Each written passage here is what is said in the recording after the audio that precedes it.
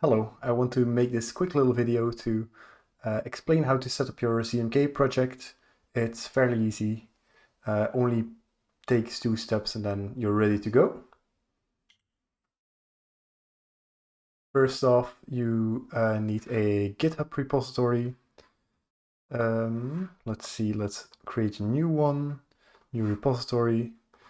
We're gonna follow the standards of calling it ZMK config and then adding whatever we want, test, for example.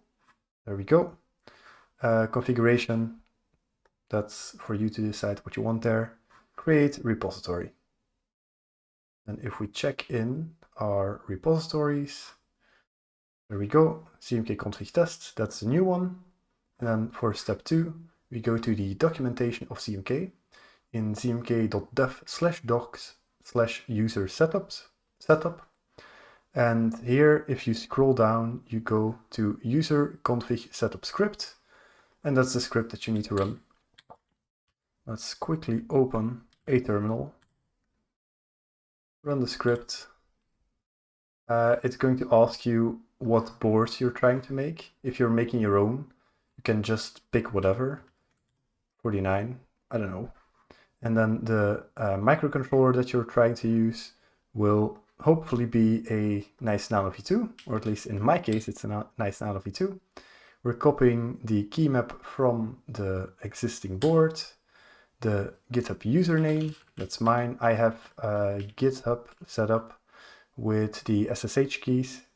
So if you don't know how to do that, you'll probably have to look it up.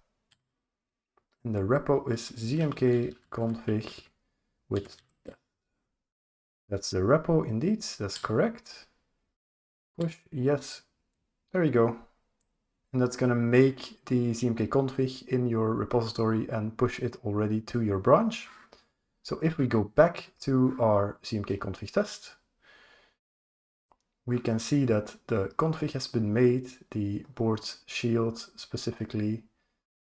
For the shields, git config, nope, where is, everything for this board is in the config folder, but that doesn't matter. Anything else to mention here, you can see that one of the GitHub actions is already pending. The initial commit will cause it to run, and as a result, you'll end up with the firmware for your board. And then changing the config will be done on your local device, and then you push to your branch and the GitHub actions will take care of the building. Okay, that's it. Thank you.